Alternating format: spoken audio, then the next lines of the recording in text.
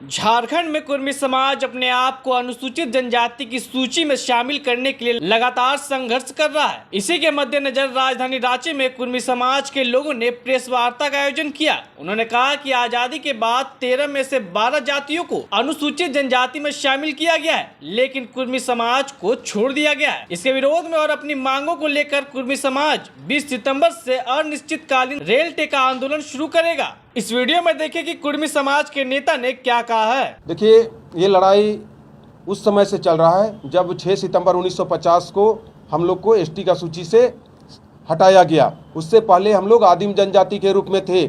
उस समय 13 आदिम जनजाति हुआ करता था और 13 में से कुर्मी भी एक सशक्त आदिम जनजाति के रूप में था।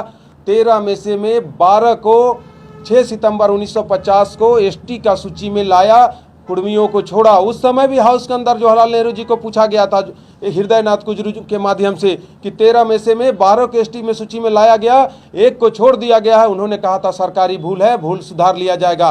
72 साल हो गया। उस समय से अभी तक बहुत सारे ऐसे प्रतिनिधि हुए जो इस मांग को उठाते रहे, लेकिन सरकार इस पर पहल नहीं की। एक साजिश के तहत हम लोग को हटाया गया। और ये बात नहीं है कि चुनाव आता है तब हम लोग लगातार, हम खुद लगातार लगभग 18 से 20 वर्षों से लगातार कोई कभी रुके नहीं। छोटा कार्यक्रम हो, बड़ा कार्यक्रम हो, दिल्ली में कार्यक्रम हो, चाहे रांची में कार्यक्रम हो, लगातार करते। ये आर पार की लड़ाई की, ये जो घोषणा किया गया है रेल टेका, ये आर पार की लड़ाई है। ये नहीं कि ये हम लोग इलेक्शन आ रहा है इसलिए कर रहे हैं, ऐसी बात नहीं है। हम कितना दिन बर्दाश्त करेंगे। और नुकसान की जो बात आती है कि नहीं रेल ट्रैक पर कुर्मी आएगा तो रेलवे को नुकसान होगा, भारत सरकार को नुकसान होगा। हम 72 वर्षों से लगातार सूची से बाहर है। मेरा जो संवैधानिक अधिकार है, मौलिक अधिकार है, उसको अगर हमसे छीना जा रहा है, कितना बड़ा नुकसान। मेरा 23.5% झारखंड में आबादी है। पूरे बंगाल, उड़ीसा और झारखंड को जोड़ते हैं तो 3 करोड़ पार करता है आबादी। 3 करोड़ आबादी को आप 72 वर्षों से लगातार उसका मौलिक अधिकार को छीन रहे हैं। हमको कितना नुकसान हो रहा है।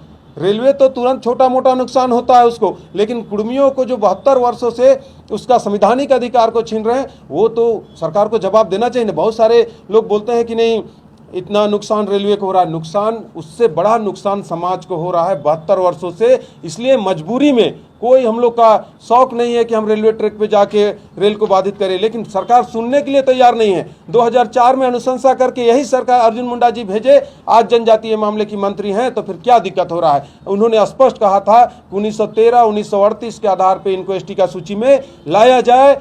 और आज वही जब वहाँ पर हैं, दूसरे जाति को, भोक्ता जाति को और पान पुराण को, पातर जाति को वो एसटी का सूची में लाए, जो कहीं पर पहले उनका जनजाति होने का कहीं पर कोई लिखित नहीं है, फिर भी उनको एसटी का सूची में लाए हैं। और कुर्मी का तो सारा दस्तावेज है। कुर्मी जनजाति पहले भी था, आज भी है। भारत सरकार आज भी कहता है गैर सरकारी आदिवासी समाज गोलबंद है। उम्मीदवारी, हम लोग तो सामाजिक संगठन है, कोई हम लोग पॉलिटिक्स में ये संगठन नहीं है, कोई हम लोग राजनीति नहीं करते हैं। समाज का संवैधानिक अधिकार के लिए संगठन है और उसी के तहत गोलबंद है। अगर नहीं करेगी, अभी मेरा मामला भारत सरकार के पास है, नहीं करेगी, समाज निर्णय लेगा कि भारत सरकार को झारखंड से कैसे यहाँ से खत्म करना है।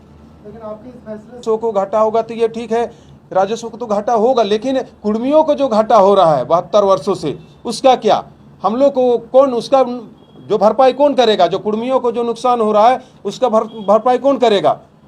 ये अगर मान लीजिए रेल टेकने के लिए अगर कुर्मी लोग आएंगे स्टेशन पे, रेल रोकेंगे, और ये तैयारी 1-2 दिन की नहीं है, क्या लगभग 15 से 20 हजार पर डे रहेगा। ऐसा तैयारी कुर्मी लोग करके और उतरेंगे। आपको किस तरह का आंदोलन से सरकार आपकी बात मान लेगी?